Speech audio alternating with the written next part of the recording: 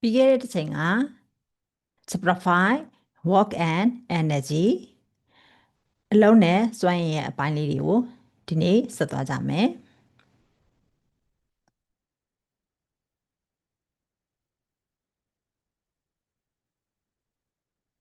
When the force is constant and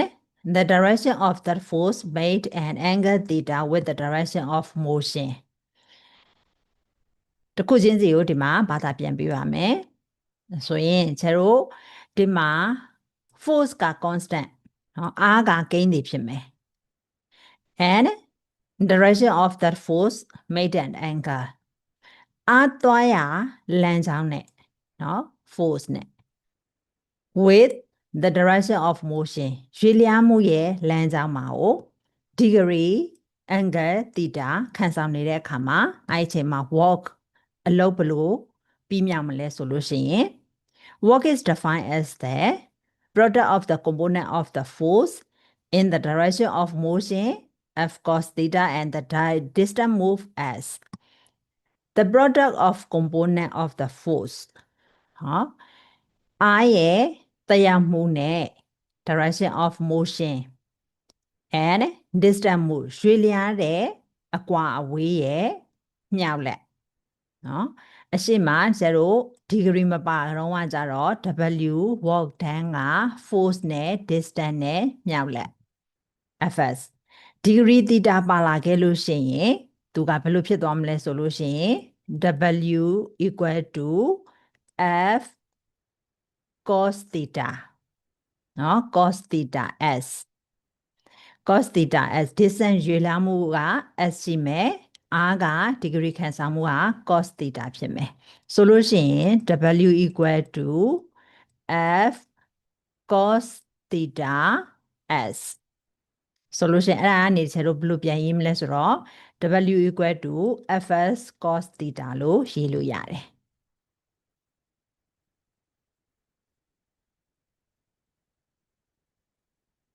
ဒီနေရာမှာကျတို့တစ်ခုချင်းစီကိုအဓိပ္ပာယ်ပြန်မယ်ဆိုလို့ရှိရင် W က work done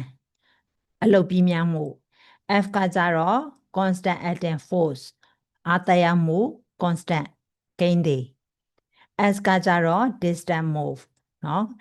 ထိုအားသွားရအတွက်ကအကွာအဝေး theta ဒီမှာ theta တစ်ခုတိုးလာတယ်เนาะ theta က the angle between the direction of force နဲ့ distance နဲ့အကွာအဝေးကြားထဲမှာရှိတဲ့ဒါဆိုလို့ရှိရင်အဲ့ကကျတော့ x axis မှာကိုအားကသွားတယ်ဆိုလို့ရှိရင် x axis နဲ့ distance ရဲ့အကွာအဝေးနဲ့ကြားထဲမှာကို theta the angle between of force and distance angle theta လေးရှိနေမယ်ဒါ theta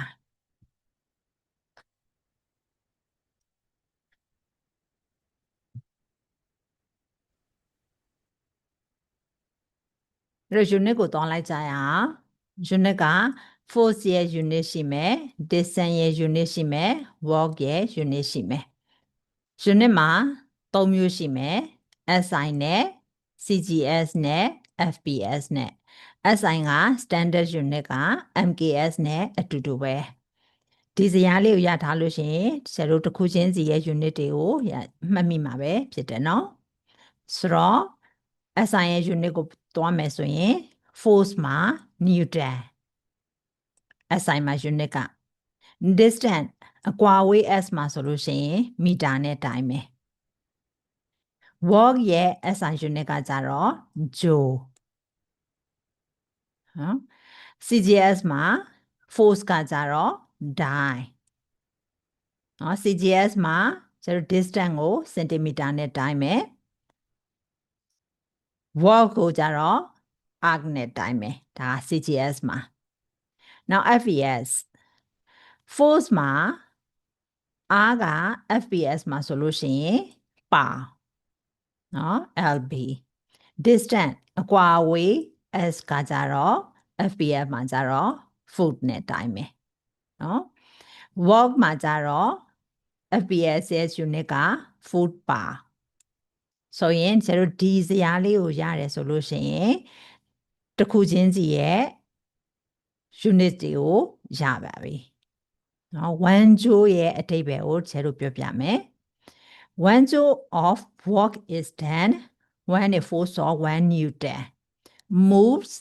an object through a distance of 1 meter in the direction of the force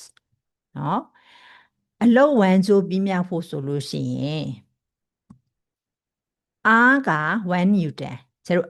standard unit နဲ့ဆိုလို့ရှိရင် SI နဲ့ကိုပဲကျတို့သွားမယ်เนาะ newton force ရှိမယ် distance က meter ရှိမယ်ဒီစရာလေးကိုပြန်ကြည့်လိုက်လို့ရှိရင်အဲ့မှာ joule က1 joule watt ကအဲ့တော့ဒီမှာဆိုလို့ရှိရင်အား1 newton တက်ရောက်တဲ့အခါမှာ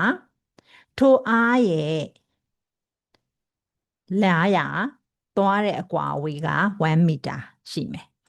ဆိုလို့ရှိရင်သူကအလောက်က1 joule ပြည့်မြောက်တယ်ကျတို့ W equal to Fs ကနေပြီးတော့မှကျတို့ဒီမှာကြည့်လိုက် force နဲ့ distance နဲ့အောင်မြောက်တယ်ဟုတ်เนาะအဲ့မှာဆိုလို့ရှိရင် force က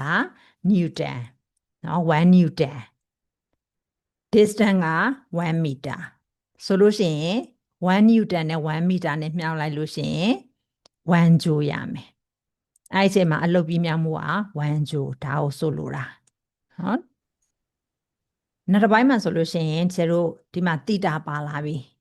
W equal to Fs cos theta เนาะအဲ့မှာ cos theta နေရာမှာကို cos theta မှာကို cos 0နဲ့တစ်ခုတွက်မယ် cos 90နဲ့တစ်ခုတွက်မယ် cos 180နဲ့ကိုတစ်ခုတွက်မယ်ကျတို့ဒီ3ခုမှာကိုတွက်လိုက်လို့ရှိရင် work done ဘယ်လောက်ထွက်လာမလဲဆိုတဲ့ဥစ္စာကိုကျတို့တွက်ကြည့်ကြရအောင်ဆိုရင်ဒီမှာ x axis နဲ့သွားလို့ရှိရင်ကျတို့ cos theta လို့တွက်တယ်လေနော်အရှိ chapter တွေမှာချက်ပြောခဲ့ပူတာရှိတယ်နော် cos theta ရှိမယ် y axis မှာဆိုလို့ရှိရင် sin theta ရှိမယ်ဒီမှာ degree ခံဆောင်နေတဲ့ဥစ္စာ theta လေးပုံလေးကိုကြည့်သွားလို့ရှိရင်เนาะပိုရှင်းသွားတာပေါ့နော်ဆိုရင် w equal to fs cos theta မှာကို w equal to fs cos theta theta 0နဲ့တွက်မယ်ကျတို့ calculator မှာtheta မှာ0ဆိုလို့ရှိရင် cos 0ကို calculator မှာကိုကြည့်လိုက် calculator မှာနှိပ်ကြည့်လိုက်လို့ရှိရင် cos 0ဘယ်လောက်ထွက်လာမလဲလို့ cos 0 degree เนาะအဲ့မှာကြည့်လိုက်လို့ရှိရင်ကျတို့1ရမယ်ဆိုရင် w equal to fs cos theta မှာအဲ့မှာ cos က theta က0နဲ့တွက်လို့ရှိရင်1ဆိုတော့1နဲ့ fs နဲ့မြောက်လို့ရှိရင် fs ပဲပြန်ရမယ်ဆိုတော့ w equal to fs ဆိုတော့ cos theta မှာဆိုလို့ရှိရင် cos 0 degree နဲ့ကိုတွက်လို့ရှိရင် w equal to fs ပဲပြန်ရမယ် cos 90နဲ့ 90 degree နဲ့တစ်ခေါက်တွက်မယ်ဆိုရင် cos 90က cos theta theta နေရာမှာကို90ကိုထည့်လိုက်မယ်ကျတို့အဲ့မှာကို calculator မှာကို cos 90ကိုနှိပ်ကြည့်လိုက်လို့ရှိရင် cos 90ဘယ်လောက်ထွက်လာမလဲ0ထွက်လာမယ်เนาะ cos 90က calculator မှာကြည့်လိုက်လို့ရှိရင်0ထွက်လာမယ်အဲ့တော့ theta နေရာမှာ90နဲ့တွက်တဲ့နေရာမှာ0ဆိုတဲ့အခါကျတော့0နဲ့ fs နဲ့မြောက်တော့0ပဲအဲ့မှာ work done က0နောက်တစ်ခုက theta 180နဲ့တွက်မယ်ဆိုရင်ကျတို့ calculator မှာ cos 180ကိုရှာကြည့်လိုက်မယ် cos 180ကိုရှာကြည့်လိုက်လို့ရှိရင်ဘယ်လောက်ရမလဲဆိုတော့သူ့ရဲ့တန်ဖိုးက -1 ထွက်လာလိမ့်မယ်ဆိုရင် fs cos theta နေရာမှာ theta မှာ180နဲ့ကိုတတိယတစ်ချက်နဲ့တွက်မယ်ပထမတစ်ချက်က cos 0နဲ့တွက်ခဲ့ပြီးပြီဒုတိယတစ်ခုက cos 90နဲ့တွက်ခဲ့ပြီးပြီအခုတတိယတစ်ခုက cos 180နဲ့တွက်တာเนาะ cos 180နဲ့ဆိုရင် fs cos 180ကိုဇေရို calculator နှိပ်ကြည့်လိုက်တော့ -1 ရတယ်ဟုတ်ဆိုတော့ fs နဲ့ -1 နဲ့မြောက်တော့ -fs ဆိုရင်ဒီမှာ0ဒီ degree 3ခုကနေပြီးတော့မှ work done ရဲ့တန်ဖိုးလေးတွေကိုရရှိမှာပဲဖြစ်တယ်0နောက်တစ်ပိုင်းမှာ example 1ကိုဆက်သွားမယ်ဒီနေ့တော့ဒီလောက်နဲ့ပဲနားမယ်နော်